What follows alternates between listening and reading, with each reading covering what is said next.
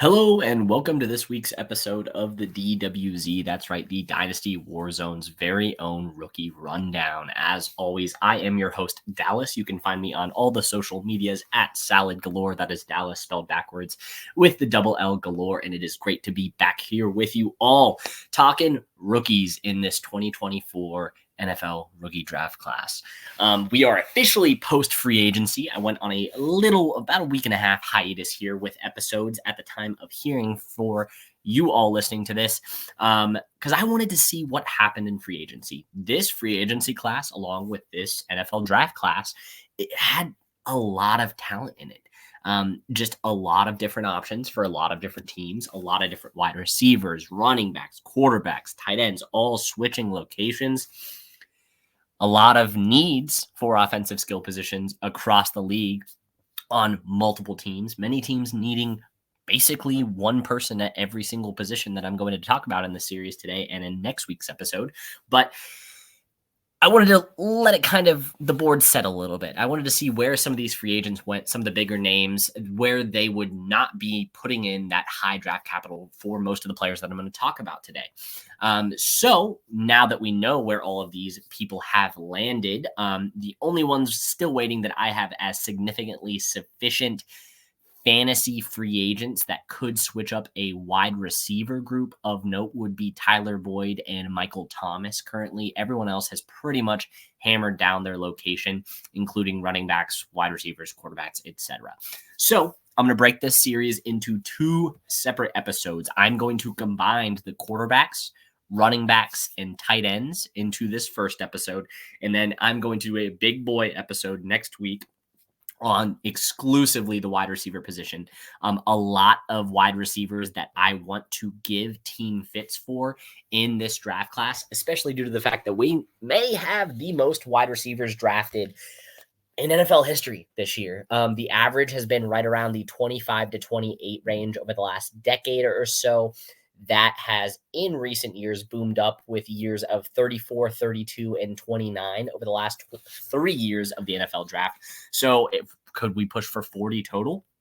There's a lot of analysts, including Matt Walden, that have upwards of 45, 50 people that are at the wide receiver position that are prospects with draftable grades. It'll be very intriguing, especially in I would say, not as deep class across the board to see just how many of these wide receivers go off. So that's why next week's episode will be a little bit more in depth at that one singular position as opposed to sprinkling throughout the other ones. That does not mean that with this week's episode, you are not going to get a lot of names and a lot of team fits. No, because we do still have 25 names and team fits across the quarterback, running back, and tight end position in this year's rookie draft class that I want to touch on.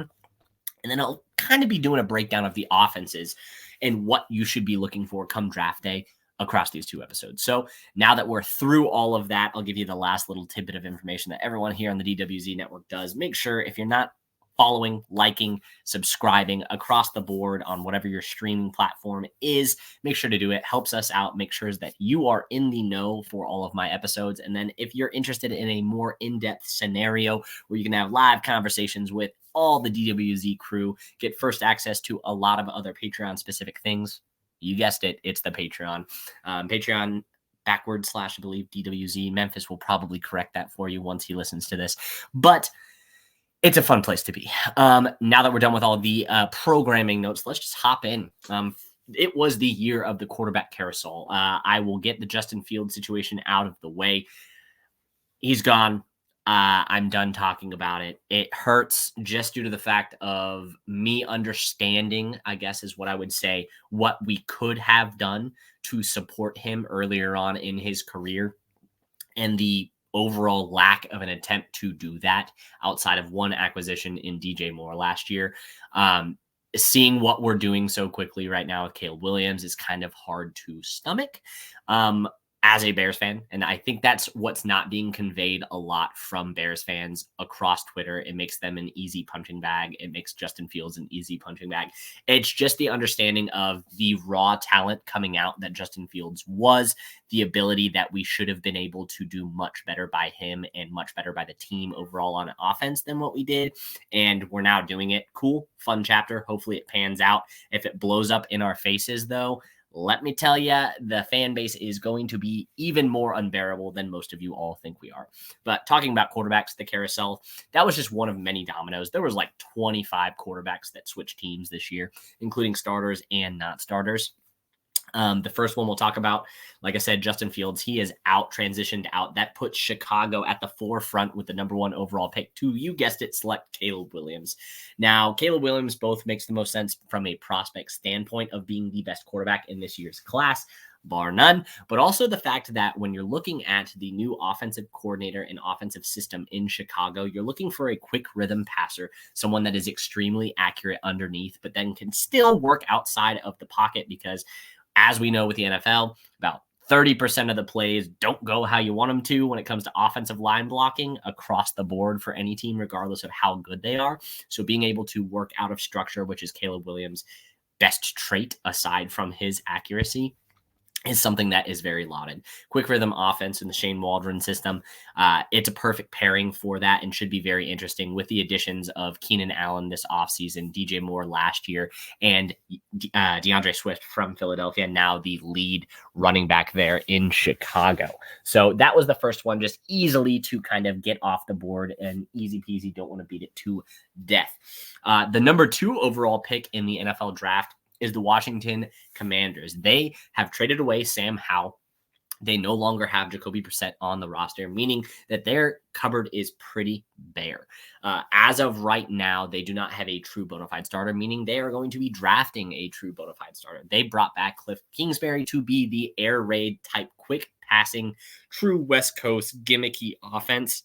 5 wide is his MO. It was the MO in college. It was the MO at Arizona when he was the head coach there. And it was once again the MO at his time in USC.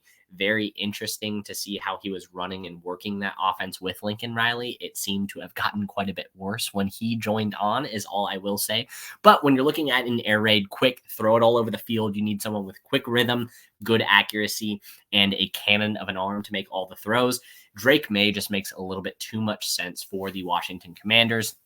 It's the type of fit that is meant to happen. I know there's a lot of interesting takes regarding Jaydendaniels coming in because there's an illusion that Cliff Kingsbury always wants an athletic rushing quarterback, even though Cliff Kingsbury does not call rushing plays for the quarterback. It's just not a part of the offense. They do some RPO work in college, in his time in college, but that was never a large portion of Kyler's game. Kyler's scrambling effect when he was in Arizona with Kingsbury was much more attributed to the offensive line imploding, Kyler needing to make magic happen without the true receiving cast around him. And that's kind of where that moniker started for the average NFL fan. So I will parry that down a little bit. Now, granted, this quarterback class is wild. I'm just going with my fits that I think the most sense. And for me, Washington at number 2 with the weapons they have, the infrastructure around them, and the type of system they want to run, it kind of leans more towards Drakemaye than any of the other guns. There is another one, but there's no way they're taking him at 2, and I will get to that point when we talk about it. Up at number 3 for the quarterback position is the New England Patriots. They brought back Mr. Brissett, a former New England Patriot, as a true bridge, and this is where it just kind of makes sense. They're looking for a upside starter is what I would say in New England. That's not the desired style of play that these other guys have. I have the specific systems marked down, but we don't really know what's going to be happening in New England in this offense. So you're just kind of looking for someone to most likely sit behind Jaydendaniels, because outside of Drakemaye and outside of Caleb Williams, I'm not positive that any of these guys should or will be starting week 1 in the NFL for their respective teams. And that's why I'm giving them Jaydendaniels out of LSU. He is a very average to good passer at multiple levels. The only thing that he lacks is a strong arm. Luckily, New England and the systems that they typically have a tendency to run, which should be status quo this year, even with a new head coach, is they don't typically have incredibly deep targets. I will say that he has a serviceable arm. He just doesn't have the cannon of an arm that all the other prospects at the top of this list have. The one thing that Jayden Daniels does have, though, is anticipation. His anticipation, specifically on the deep out, and his accuracy on the deep out and able to pinpoint at the college level was very impressive. He is a good field general, and he has a level of athleticism that none of the quarterbacks that have been in New England over the last couple of years have had. They tried the Cam experience. They tried the classic rerun of the Tom Brady experience, neither of which worked out very well. So why not bring in Jayden Daniels to kind of mesh the best of both worlds, is what I would say, with a true prototypical new age starting quarterback that has a lot of athletic upside, some skills at the passing ability, but needs to fine tune his game when it comes to decision making on the run and inside the pocket. Going on to the next quarterback needy team, you are still looking at the New York Giants. Now, the thing with the New York Giants is their moves this year they have not been in line with the rumors, is what I would say. The rumors on the street is that they are actively attempting to look at getting another quarterback. I just don't think that that is an active attempt at the number 5 spot in the NFL draft. Sorry, the number 6 spot in the NFL draft. I think they are much more in place to add a true wide receiver 1 at 6, kind of give Daniel Jones one more year and either draft a developmental high upside guy in this year's draft in the 2nd or 3rd round, or forego it for the 2025 rookie class. Now, this type of system that they work with Dable is predicated on play action and deep passing. It's a very vertical scheme. That's why everyone you see on that team typically has a vertical deep threat speed attribute that they are constantly looking for and constantly bringing in. The quarterback that I think that actually does that kind of the best outside of Michael Penix in this class is Spencer Rattler. And it's the one that kind of meshes with where the perceived value, perceived draft capital at the quarterback position is and what the team need is going to be. So when I look at the New York Giants, I think Spencer Rattler is exactly what you would want. You bring in a guy with all the tools, the pedigree in college to be a true NFL starter when it comes to traits, but needs to fine tune it a little bit. Who better to do that than Brian Dable, who was able to do that in Buffalo with Josh Allen? Bring in Spencer Rattler, very quick release, very, very, very big arm. The big and main thing that he has issues with is his decision making. And that is exactly what was going on with Josh Allen. I'm not comparing the two players as to what they do. I'm comparing the two players as to the type of prospect and the type of coddling that they needed coming out in college. I want to make that abundantly clear. But in this deep passing scheme, he is really the guy that I would be going after in the 2nd or potentially even the 3rd round for New York. Let Daniel Jones' contract get to a point where it's palpable, I guess, to your fan base, to not just sit there and sink all of that money away. Give him a true shot, a healthy shot, because he didn't look abysmal last year when he was in there, but he just didn't look good. Hopefully adding a true number 1 wide receiver with the compliments of the 6 slot receivers that are currently on the team will help them out a little bit. Going on to the number 7 position, this is where I expect kind of a trade to hop in. So the rest of these teams are the ones that are question marks at best. You have Denver, who gave up on Russell Wilson for some unbeknownst reason, gave up on Russell Wilson. Unfortunately, I don't know who they want. I don't know if they're actually going to bring in a year 1 starter, and I don't really know what Sean Payton's doing. But with the type of system that Sean Payton does, also, I don't want to call it an air raid, but a very gimmicky, a full spread West Coast type of offense, there are few players that do that better, in my opinion, than Jordan Travis out of Florida State University. So I am probably the highest on Jordan Travis that will be talked about in most of your podcast listening formats. For me, this is my guy this year, just as I've done in the last couple of years, that falls into that category of he's going to be most likely at the end of this, when said and done, my 5 or 6. So I don't have him drastically high, but I have him drastically higher than the disrespect that he has in the class. Previous years, the guys that I had in this type of mold, Jake Haener tore his ACL. That's TBD from last year. The year prior to that, I was a really big, oh man, why am I blanking on this guy? A notable guy that I can think of from 3 years ago would be Davis Mills. I had Davis Mills as my 4. A lot of people thought I was crazy on that. Turns out he was a 2-year starter for Houston. I don't think that's exactly what you're going to get from George Travis. You are dealing with an injury, but when it comes to the ability to make all the throws, the decision making is extremely sound as well. And when it comes to the physical traits to be a true runner as well, Denver could do a lot worse than bringing in a prospect like Jordan Travis, who they don't have to start day one. Most likely they're not going to anyways if they're not drafting a high-end quarterback in the first round. So you're getting a guy most likely in the third, fourth, or fifth round. You are going to allow him to get fully healthy. And then guess what? He could probably get the reins at the end of the season and do better than probably half this class at quarterback position at a bare minimum. So he's a guy I'm pretty high on. My statement to you would be if you are very high on Keon Coleman or Jaheim Bell or on Johnny Wilson, I would probably go back and watch the tape again and pay attention specifically to the ball placement on those throws. Jordan Travis is very accurate. He usually makes the correct decision, doesn't have a lot of interceptions or turnovers in general over the last couple of years, and is just a very good game manager with plus athleticism, which is not a combo that you typically get. I like him a lot in this year's class, and I think he makes a lot of sense for Denver. Going on to another QB needy team that is currently out of the ability to move up to get him until they make the trade after their first round acquisition of Houston's pick for chump change, basically. Minnesota, they now have 2 firsts, pick 11, pick 23, most likely going to be moving up, but they could also just stay there and have 2 firsts at a pretty cheap cost at this point, depending on how the board starts to fall. Everyone's pairing them to JJ McCarthy. I still think the best fit for that specific team is Michael Penix Jr. Give him a very solid offensive line, 2 wonderful wide receivers in Justin Jefferson and in why am I blanking? Jordan Addison, and then a true playmaking tight end in Hawkinson coming back from injury as well. That's probably the best situation for a rookie quarterback outside of Chicago to fall into. It's very fun. The NFC North should be pretty interesting, but I like Michael Penix there a lot. I think it's the safest option for him, and it makes a lot of sense just because I have a lot less questions about Michael Penix's game and who he is as a player as opposed to JJ McCarthy. That's just kind of where I'm at on it.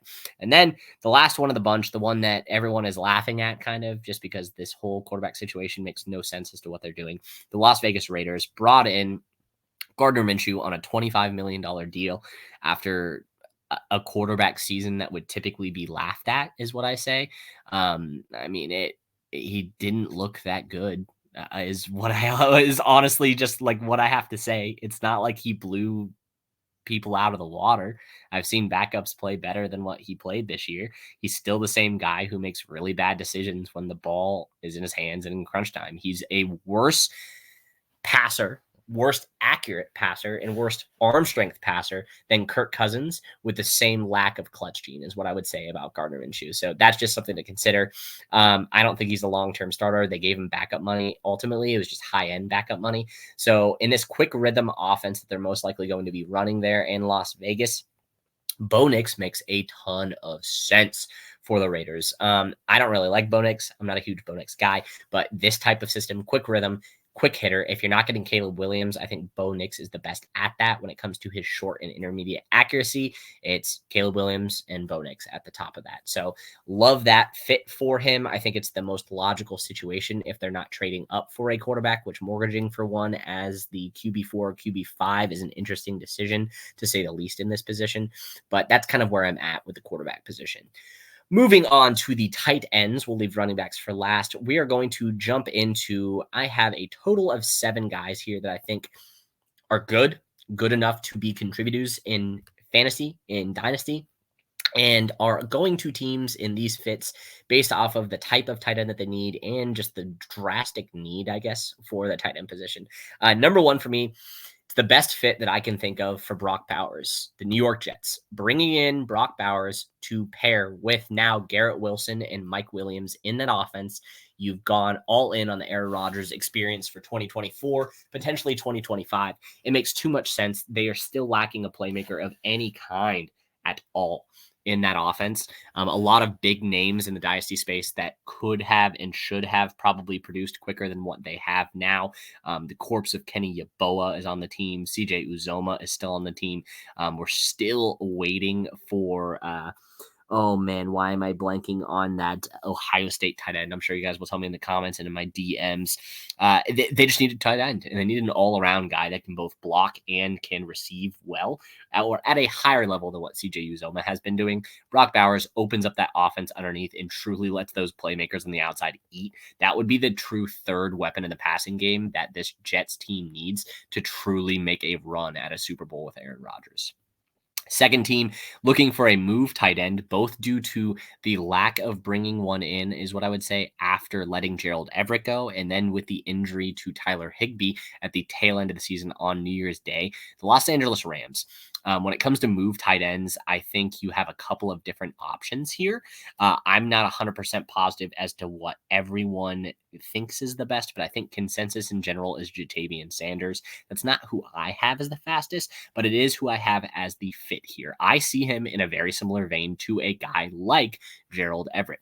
Early career, Gerald Everett was a lot of untapped potential who needed to fine tune his game and wasn't quite as fast as people thought he was. That's just Ja'Tavion Sanders to a T. Another guy that he reminds me of that I brought on Jesse and the other boys from the Dynasty War Games was that he reminds me a little bit of Irv Smith. The hype train will probably be there for the first 4 to 5 years for Ja'Tavion Sanders unless he blows up as a rookie. But not positive it's there. It's the type of pick that makes sense. They like athleticism. They like kind of different molds at tight end is what I would say at the Rams. And with that injury to Higbee, you would have an instant starter need at tight end, which I think Ja'Tavion Sanders can give you. Going on to Denver, also need a tight end. The piecemeal work that they've basically done there has not worked out. Everyone that Sean Payton has brought in from the past has not been good. They let go of their best pass catching tight end in Albert O. And now I believe he's on the Patriots, if I'm not mistaken, but he's now out of the team in the division as well. Bring in Benson, just down the road in Kansas State, Manhattan, Kansas. All around tight end, true move, H-back type style, very, very versatile and very, very sure hands. He is the best zone sitter in this year's class. The ability to find zone, which is a core requisite for a tight end base level. He does it better than everyone else in this class, including Brock Bowers. Bowers is just a moving chess piece that can beat people underneath with speed, athleticism, and his man-beating route running. Ben Sinnott is a better prospect at sitting in zone. I said it here. It's a fit that would make a lot of sense. Sean Payton has been looking for this type of tight end, this true move piece, this athletic piece that he can use in a bunch of different situations since Jimmy Graham's heyday in New Orleans. So it's the type of fit that just makes a lot of sense for me. Moving on to the Los Angeles Chargers, letting Mr. Gerald Everett go has left a hole in this offense. They brought in a true journeyman, is what I would say, Hayden Hurst, who is capable of filling a role and being force-fed targets as a need-be stopgap on third down and in the red zone, but he's not the type of athlete that this type of offense typically would need. He is going to be a good blocker in the Jim Harbaugh system, but they love running multiple tight end sets. The move tight end that they need desperately would be Jaheim Bell. When it comes to speed and pop, and I'm talking on-field speed, eyes and tape don't lie when you're looking at how fast someone is compared to everyone else. Jaheim Bell is the best in the class. Very, very quick, very, very explosive. The question marks I have is that he does not have a very good route tree and he's not a very strong blocker. So you kind of have to be in a multiple tight end set. That's why I'm giving him to the Chargers, because it's the type of fit that makes the most sense for what he's capable of doing as a rookie. It's the most successful situation, which for me, that's what all of these are. I think these are the landing spots for these prospects that they will be the most successful in at the next level in their first years. Moving on to another team that needs a tight end desperately outside of Chigga is the Tennessee Titans. They need an all-arounder, but more so a blocking guy so that they can turn Jaheim back into the Jonnu type of mold. Bring in Cade Stover. All around, very, very sound across the board, but underwhelming across the board is what I would say. That's who Cade Stover is. That's what Tennessee needs. It's a not sexy pick. It's a not, I would say, expected pick that people are thinking of as a big need for Tennessee, but a second tight end that can kind of take over some of the other responsibilities they've been forcing on to Chigga just due to Josh Wiley's very slow development last year. Cade Stover fits the bill. And then Carolina gets my favorite guy, Mr. Theo Johnson, just the big boy, massive, speedy, athletic freak at his size, Theo Johnson. They tried the Hayden Hurst experiment. They tried the Tommy Tremble experiment. kind of combine the body of Hayden Hurst with the athleticism of Tommy Tremble, and you get a Theo Johnson, just a big, moving, hulking target that you're hoping a good offensive mind gets you. Carolina gives him immediate target competition that is at the lowest level compared to the rest of the league. All they have is Deontay Johnson and a couple of underwhelming prospects from the last couple of years in Jonathan Mingo and Mr. Terrace Marshall. So Carolina still needs some weapons, still needs some targets to toss around. Why not bring in a monster that can be a red zone beater and third down chain mover? That is it for the tight end position. Now it's time to jump into the running back position. I will preface this by stating the fact that the running back position and landing spot destinations got eviscerated with this free agency landing spot at this position. A lot of the bigger holes are no longer bigger holes. A lot of the free agents basically just got flip-flopped between places, but there are still needs. So I found it kind of funny how a lot of the players that were shipped out from teams fit a certain role on that offense, and then they brought in basically an identical type of complement as opposed to just keeping in that type of back in your system, only to then still need what they were lacking from their RDB core. So it actually didn't change a lot of the options that I have at this position. We'll start with the biggest need, the biggest need team that needs a running back more so than anything, the Dallas Cowboys right now. The fit that just makes way too much sense for me is Blake Corum.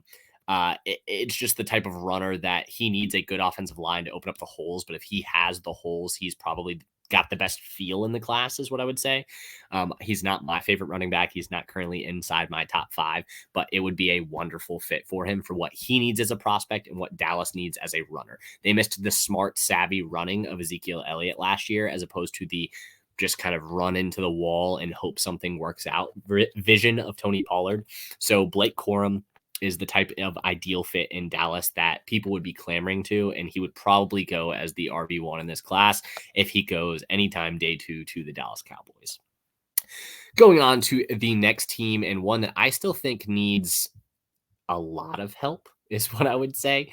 That's the Los Angeles Chargers. They brought in Gus Edwards, but they love to run the ball. They always like the boom bust type of potential when it comes to speedy guys under Harbaugh, specifically at Michigan, but they always had a burner and a true grinded out guy. They got their grinded out guy in Gus Edwards in free agency, but they are still in need of specifically a speed element on this offense. And when I look at speed, when I look at this class, and when I look at the type of fit that would make so much sense in Los Angeles in the system, I think of Jalen Wright out of Tennessee. He is the Tony Pollard. He could be the boom, just floor pedal to the metal type of prospect that in the system, with the holes that they most likely will open with the scheming of the offensive line underneath Harbaugh, that would eat. He does need a good offensive line. His improved vision, though, in 2023 is really not talked about in this class. Jalen Wright's currently my RB2. I love the dude. So I don't think he has to work on a lot. I don't think he has a ton of deficiencies in his game. But the biggest question mark that people have is, can he have a whole workload? Guess what? If you're in a Harbaugh system, you're not getting a whole workload anyways. And you're the type of compliment that Gus Edwards needs to make sure that you're not plotting for that 4 yards per carry, albeit efficient 4 yards per carry. Sorry, not 4. I'm underselling 5 yards per carry. He actually has a deceptively under the radar 5 yards per carry across his career. If you guys weren't aware, you still need that boom, big play breaking capability. And Jalen Wright does that better than every other back in this year's draft class. Now, transitioning to a team that still needs a speed complement, similar to the Chargers, we go to the New York Giants. They let Saquon Barkley leave. They have not brought in a true, I guess, world beater is what I would say. They are currently planning on working it out with Devin Singletary. They need a speed element. And when it comes to pop and size and potential, when it comes to physical traits, Marshawnlloyd at USC fits the bill for what the team needs. I'm not in love with him because his running style is lazy. I think he's more of a weapon than so a running back. But when you have a guy like Singletary, you bring in a guy like Lloyd to really just kind of fill the role and do very, very flashy things in those Saquon Barkley-esque type of mold. You can use him in the backfield. You can use him in the slot as a receiver. It's a fun fit. I think it's what the team needs. just solely due to the fact that they really didn't bring in any other any of the other running backs to really fill kind of a workhorse role. I think it's going to be a committee and feel it out most likely until 2025 with this, just with how the cookie crumbled for them. But when it comes to speed, the ability to pop off big plays, and a team that needs big plays more than pretty much anyone else in the NFL, New York Giants and Marshawnlloyd out of USC makes a lot of sense. A team that still needs a pass catching presence, especially even more now than letting Mr. Joe Mixon walk for some god awful reason and bringing in Zach Moss as his replacement, which was just a violent downgrade. The Cincinnati Bengals. Pass catching is the name of the game. It's the one thing that they have kind of underutilized still, even to this day, with the talent of Joe Mixon in this system. Luckily, new offensive coordinator coming in for the team, most likely going to be targeting more of the other players on the team in preparation for life after T. Higgins.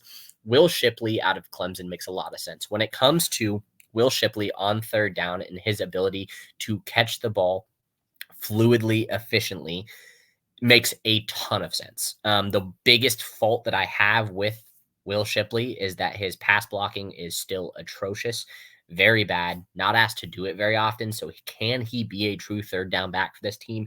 That I'm not 100% positive is something that we would see come to fruition. Likely at all, but I have to put a pass catcher here, and there's already a fit that I just can't pass up for another pass catcher. So Will Shipley just makes a lot of sense. It's the type of back addition I would expect because Cincinnati every year, they have Chase Brown there now from last year's draft class, but now looking most likely for a more tried and true just utility pass catcher to hopefully fill the role that Mixon vacated in a new offense. Shipley makes a lot of sense to me. The other pass catcher, Michael Wiley, out of Arizona. This one is just a chef's kiss type of move on a team that uses more screens, more gadgety stuff than pretty much anyone in the league. Kansas City Chiefs, give them Michael Wiley. Big, flashy, pass-catching dude. Allows Isaiah Pacheco to stay the true grinded out beater inside with speed for days. You then have two extremely fast, extremely physical backs in Michael Wiley and Pacheco in the backfield. Michael Wiley, in my opinion, is the best pass catcher in this year's draft class. If you haven't watched the tape yet, still recommend you go out and you do it because it's too fun not to watch. The one question you have is the workload. He's never had it at Arizona. It's something that you don't have to worry about because you're not going to be ceding carries as Isaiah Pacheco to Michael Wiley. You'll just be not having to be on the field every single down. Something to consider. A team that needs a true three down back, more so than pretty much anyone right now, is the Las Vegas Raiders. They let Josh Jacobs walk, haven't really replaced him with anyone of note. They're trying to run it back with Zamir White, who has shown very little, if anything, outside of 2 games at the tail end of last season to even remotely contribute to the fact that he could be a true 3-down bruiser. Give them Treybenson. It's the fit that makes the most sense. It's a very similar stylistic play to what Josh Jacobs does. Very physical runner like Zamir White as well. Best of both worlds, and gives you a true 3-down grinder that would see immediate success behind a okay offensive line, I guess is what I have to call this now after the hemorrhaging they've had over the last couple of years, but in a most likely much better situation than what they were under Josh McDaniels. A team that needs a big bruiser. It's not something that they typically use, is what I would say, since the days of Carlos Hyde in this type of system.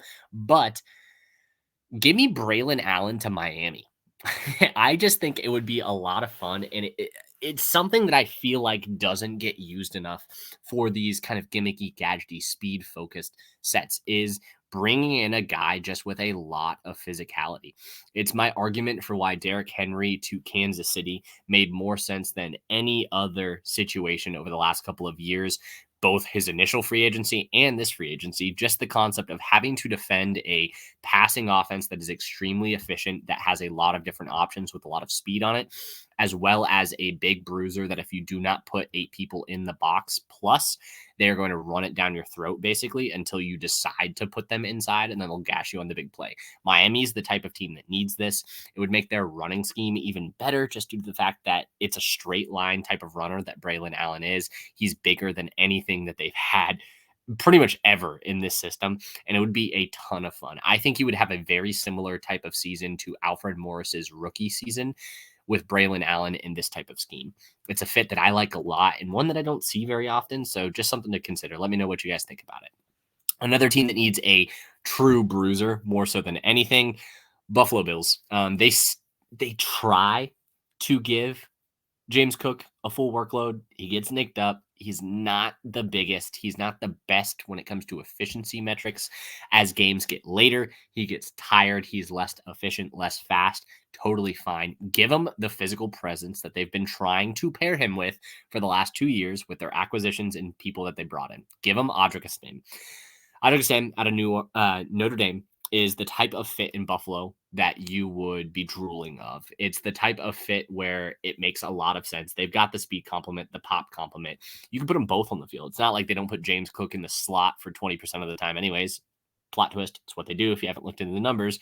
Audric Estim would be the perfect type of complement for a James Cook. It would be the perfect fit. They would run him quite a bit as they like to split the carries. He would see probably 10 carries a game. That's what I want to see with Audric. He's very efficient early on in the games. He's kind of got the anti-Derrick Henry where he doesn't exactly get better as games go on, but he is a lot to handle. He is a true sledgehammer early on in games that if you're not ready for him, he's going to take you out. So just makes a lot of sense. When I'm looking at another team in the last one that needs anyone that's kind of in the third down role, I go to Cleveland. This isn't one I like talking about, but it's one that has to be talked about. Nick Chubb most likely is never going to be the Nick Chubb of old again. That knee got absolutely devastated. It's the second knee now that he's had this type of injury, catastrophic on. It was the reason that he fell in the initial rookie draft. They need a 3-down skill set, but they have some efficient, flashy runners. The one thing I will say is there is a type that Sarkisian has. It's the same type that I have. I like one cut quick hitters. It's technically what Chubb was. It's technically what Jerome Ford is. It's technically what Pierre Strong is. Why not just give him Rasheen Ali? It's the 3-down back. He's going to fall a little bit. He could come in and basically help to alleviate that early season question mark of Nick Chubb. If they decide to get him back, if he does look good, then it's something that you most likely didn't have to spend up for because of Rasheen's injury during the draft process, as well as just this running back class being so deep that people probably aren't going to reach him for. He's most likely a 4th or 5th round pick, but it's the type of scheme fit, the type of skill set that they typically go for, and then just one of the few backs that I think could be a 3-down back with his current skill set. He doesn't have a lot of deficiencies in his game, and he's very good at what he does in this type of system. Going on, I want to see where these efficient running backs go. So I'm looking at a team where they don't have the best situation when it comes to offensive line. They don't have the best situation when it comes to the backfield stable they currently have. So they just need a running back from day one that comes in and is extremely efficient with how they handle the carries and what they do with said carries. When I'm thinking of that type of mold, there's 2 teams that come up in my head: Carolina Panthers and Tampa Bay Buccaneers. Tampa Bay Buccaneers were able to get by with with Rachaad White last year, but those were counting stats. Go back and look at them, actually dive into the numbers. And yes, he may have ended the season as RB like 4 or something like that, but he got just every carry. They didn't have Leonard Fournette anymore. Sean Tucker, RIP, unfortunately did absolutely nothing in that offense. They didn't have any other options other than to give it to Rachaad White like 330 times last year. Enter Bucky Irving. Guy don't really like. Guy that's getting hyped up in a similar vein to what Rachaad White was. But Bucky Irving, when it comes to efficiency and getting everything out of every touch, is up there. The problems with him is that he's smaller and that he's not athletic.